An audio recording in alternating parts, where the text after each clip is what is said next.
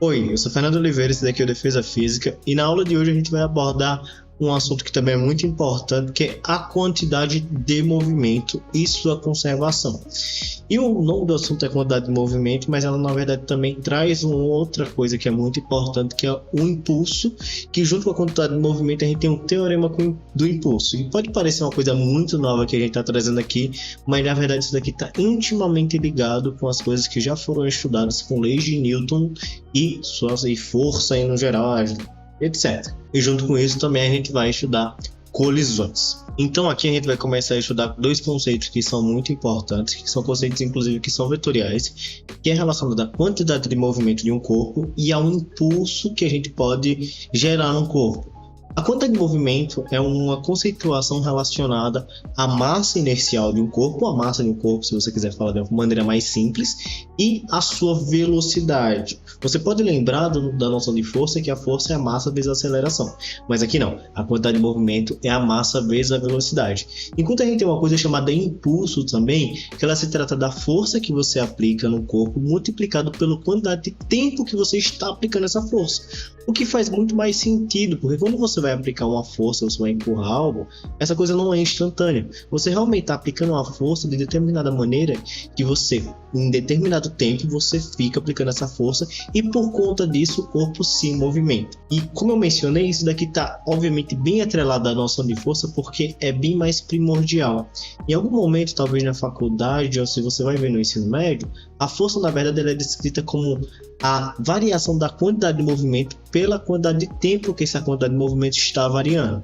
Um matematiquês um pouco mais avançado seria a derivada da quantidade de movimento pela quantidade de tempo, que seria, ou uma matemática do que a gente tem agora seria um ΔQ, que representando a quantidade de movimento, sobre ΔT, que seria a variação da quantidade de movimento pela quantidade de tempo, só que esses deltas, na verdade, a gente meio que tende ele a zero e a gente tem uma coisa instantânea. Mas não vamos trabalhar muito com isso aqui, só queria dar essa conceituação. Então, com a quantidade de movimento sendo a massa de um corpo vezes a velocidade, que é velocidade, ela tem direção, sentido e intensidade, você tem uma noção de algo que é vetorial.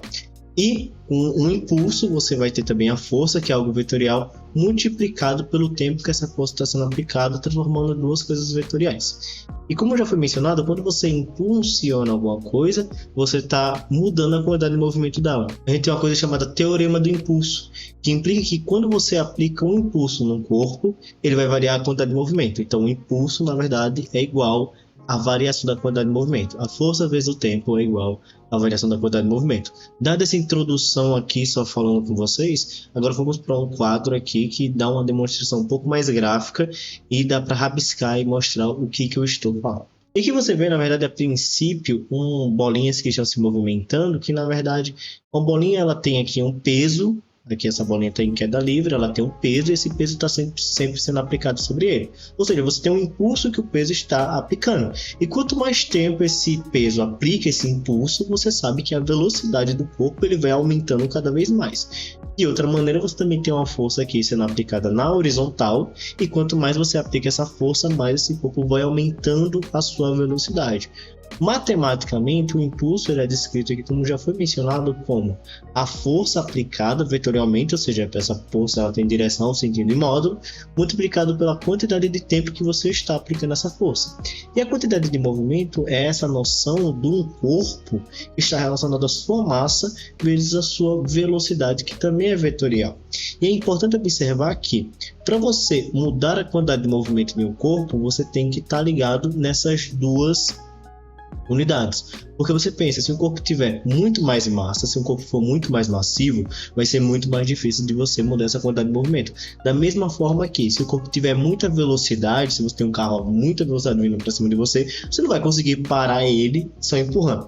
Esse exemplo ficou meio chato, porque obviamente o carro, mesmo vindo devagar, você não consegue parar ele empurrando por conta da sua massa elevada. Mas pensa numa bicicleta, que pode estar vindo em cima de você com uma velocidade muito rápida, é muito mais difícil de parar ela do que se você aplica uma força menor, se ele tem uma velocidade menor.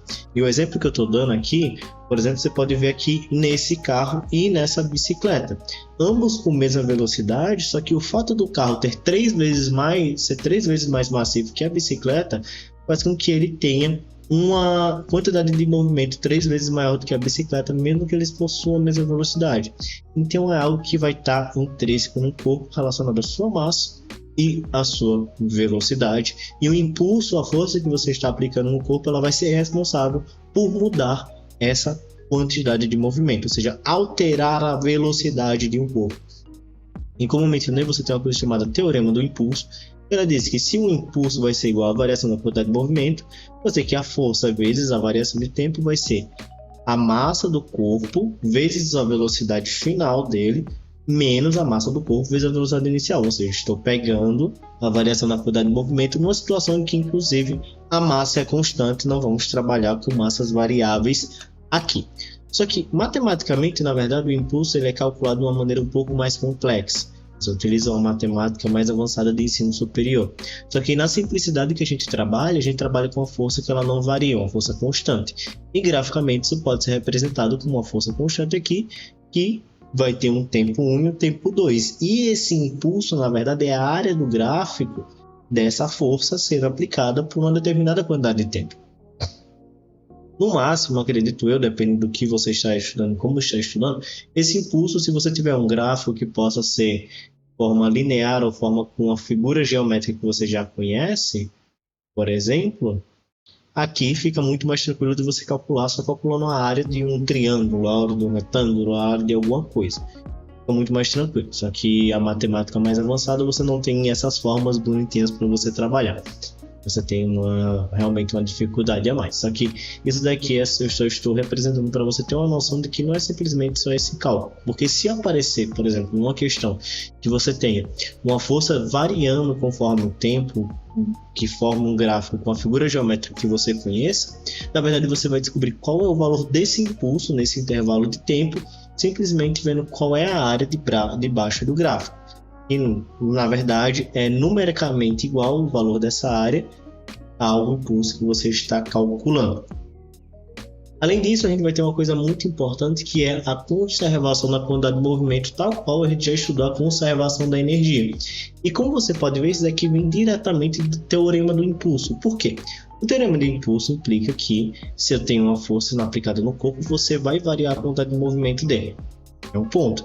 Mas se a força for nula, ou seja, num sistema que a gente estude, não tenha nenhuma força externa sendo aplicada, e a gente vê a partir da terceira lei de Newton que se você vê que toda ação tem uma reação, então se você pega um sistema isolado, todas as forças ali dentro vão acabar se anulando umas com as outras. Óbvio que no sistema isolado, você vendo de fora, se você pega uma força que está sendo aplicada em outro sistema, por mais que você tenha essa terceira lei de Newton, elas não vão se anular porque o sistema são dois sistemas diferentes.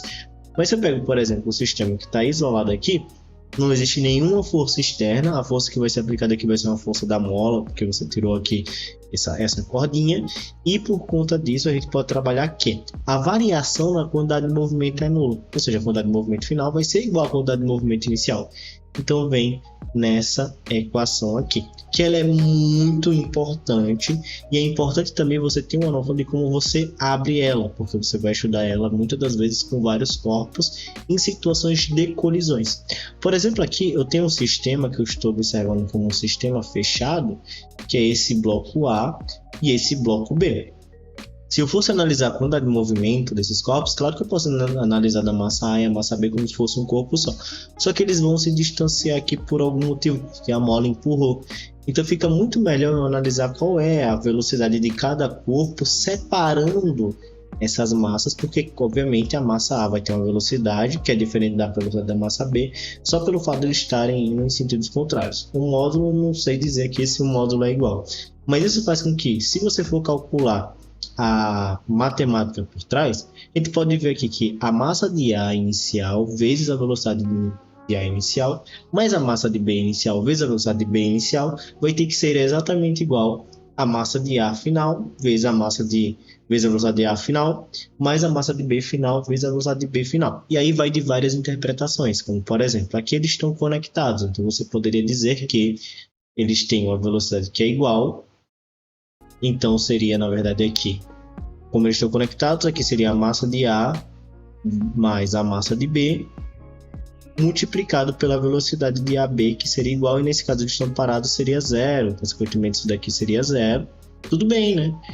E aqui, consequentemente, você vai ter que as velocidades, por conta dessa consequência, as velocidades eles vão ser iguais no final, só que em sentidos diferentes, porque esse daqui vai ser zero, e aqui eu posso passar um para o outro lado negativo, ficaria a massa de A final vezes a velocidade de A final, vai ser exatamente igual a menos a massa de B final vezes a velocidade de B final. Claro que isso daqui eu fiz um exemplo bem mais esdrúxulo com a situação de uma imagem. Exemplos melhores serão demonstrados resolvendo questões, mas aqui eu quero pelo menos que você entenda qual a lógica por trás e a física do que está acontecendo para que você consiga analisar as coisas.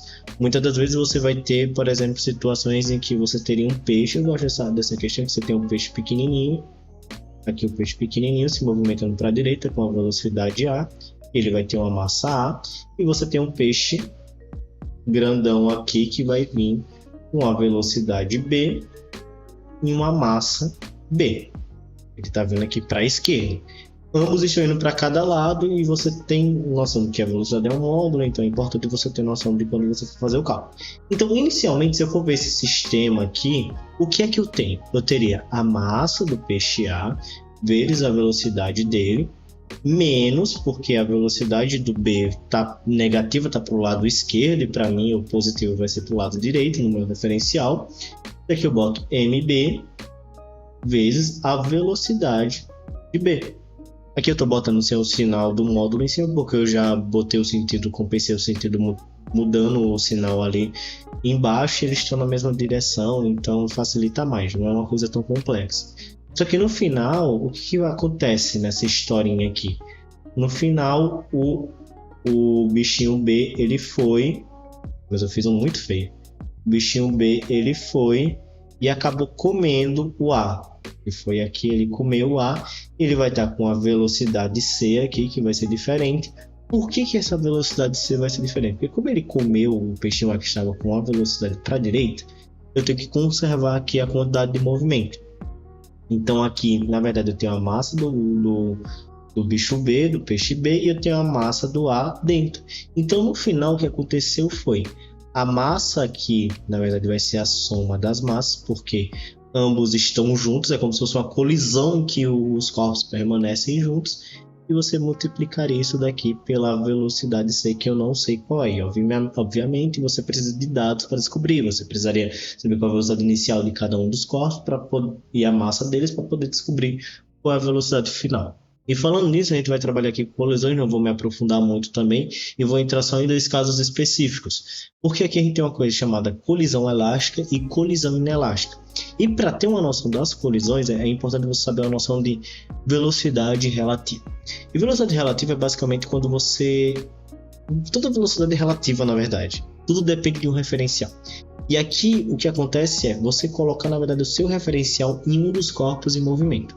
Por exemplo, aqui eu posso colocar o meu referencial no corpo A. Então, quando o corpo A se movimentar e para onde ele se movimentar, o meu referencial vai se movimentar. Consequentemente, a velocidade do corpo A sempre vai ser nula para o meu referencial. Mas, por exemplo, se nesse referencial aqui de fora, o corpo A está se movimentando a 60 metros por segundo para a direita e o corpo B está se movimentando a 40 metros por segundo também para a direita, obviamente o corpo A vai acabar chegando no corpo B. Mas a velocidade de B, quando você está no referencial do corpo A, é diferente. Se eles estão indo em sentidos iguais, então essa velocidade do corpo B para o corpo A seria só eu subtrair 60 metros por segundo menos 40. Então para o corpo B, no caso seria 40 menos os 60 metros. Para o corpo B, para o corpo A, o corpo B na verdade ele não está indo para a direita, ele está se aproximando dele a 20 metros por segundo. Isso na observação do que está no B, porque hora ou outra eles vão se bater, eles vão se aproximar e se bater e ter uma colisão. Você vê que tem uma molinha aqui, porque isso aqui é para representar, na verdade, uma colisão completamente elástica. Quando eles se colidirem, por exemplo aqui, vai criar uma situação em que, sei lá, o corpo B vai se movimentar para a direita em 50 metros por segundo e o corpo A ele vai se movimentar, na verdade, em 30 metros por segundo. Ele perdeu uma determinada velocidade e o corpo B ele acabou ganhando uma determinada velocidade. Então você tem aqui uma situação um pouco diferente. No final aqui, então para você ter uma noção, na verdade, que isso daqui é uma colisão completamente elástica, o que está acontecendo aqui é o fator que a velocidade do A, se eu boto aqui o referencial nele, a velocidade do B vai ser exatamente igual relacionada a A. E você sabe que é uma colisão elástica e que eles também não se bateram e se permaneceram um no outro. Então, porque você vê aqui que a velocidade referencial do corpo B para o corpo A inicialmente era de 60 menos 40, que era menos 20. Agora vai ser 30 menos 50, que na verdade 50 menos 30, que vai ser 20 também. Pode ter mudado o sinal, mas o importante é que o módulo desse valor continuou o mesmo. E numa colisão elástica, completamente elástica, como eu estava observando, não vou falar no meio colisões parcialmente elásticas e inelásticas, porque fica mais complexo aqui, não é o que eu quero trazer de tão complexidade na aula, mas nessa situação aqui, inclusive, a energia cinética ela acaba se conservando. Então, a energia cinética final vai ser igual à energia cinética inicial do sistema que você está analisando. Isso é bem importante para descobrir algumas coisas. E também aqui a quantidade de movimento final vai ser igual à quantidade de movimento inicial. E na colisão inelástica, o que acontece, que é completamente inelástica, a única diferença é que a velocidade relativa, aquela que eu mencionei aqui, ela vai acabar sendo nula. Porque, por exemplo, aqui, se eu botar aqui nesse carro vermelho o meu referencial, o carro vermelho está indo a 80 km por hora para a direita, só que se eu coloquei o referencial nele, na verdade ele vai estar parado. Consequentemente, para ele, o carro verde está vindo a 60 km para cima dele, só que mais esses 80 km, então ele estaria vindo a 140 km por hora para bater nele. Só que como a colisão é inelástica, existe muita perda de energia nesse caso, amassou aqui, você pode ver, amassou pra caralho, você teve som, etc, existe muita dissipação. Mas uma coisa que a gente pode observar e ter noção aqui, é que a velocidade que você vai ter aqui, a velocidade relativa de um para o outro vai acabar sendo zero, porque mesmo que eles estivessem indo para a direita ou indo para a esquerda depois da batida, se você continua aqui no referencial do carro vermelho, o carro verde ele sempre também vai permanecer na mesma posição. Ele sempre vai estar se movimentando juntinho com o carro vermelho, então consequentemente para o carro vermelho, o carro verde está parado, mesmo que para quem está fora eles estejam parados ou se movimentando. Então é importante ter essa noção de velocidade relativa para você ter uma noção se a colisão é completamente elástica ou completamente inelástica. Só que mesmo que exista também muita perda de energia cinética, qualquer energia que tem aqui, a quantidade de movimento ela continua também se conservando, como foi também aquela história do peixe que eu mencionei. Você tem um peixezinho pequenininho se movimentando aqui, o peixe grandão acabou comendo um peixe pequeno e a quantidade de movimento acabou se conservando. Então, se a quantidade de movimento se conserva, vamos dizer aqui que eu tenho uma massa do corpo A e eu tenho a massa do corpo B, e aqui, na verdade, no final, como eles estão juntos, eu vou tratar ele como um sistema inteiro que vai ser a massa C, que é igual a massa de A mais a massa de B. Se eu for fazer a análise, é só fazer aquela análise base.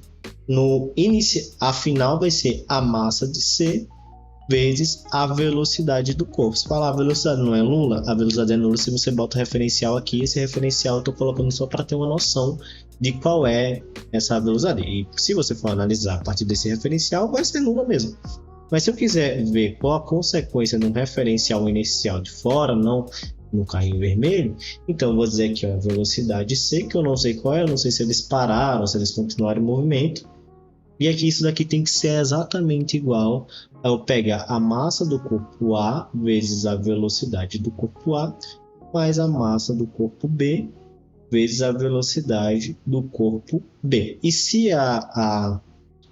existe a conservação de quantidade de movimento, basta pensar que se essa soma aqui der zero, e você sabe que a soma das massas é diferente de zero, aí sim você chegaria na conclusão que a velocidade final aqui seria zero, porque não tem como a massa é zero e você precisa da multiplicação por zero para ser zero.